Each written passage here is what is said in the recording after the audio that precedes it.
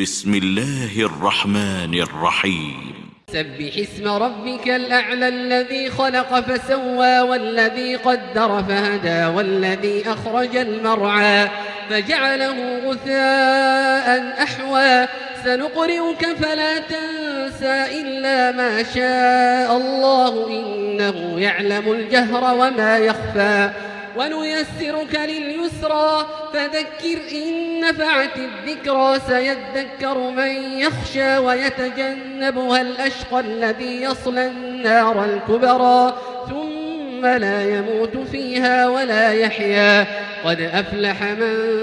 تزكى وذكر اسم ربه فصلى بل تؤثرون الحياة الدنيا والآخرة خير وأبقى إن هذا لفي الصحف الأولى صحف إبراهيم وموسى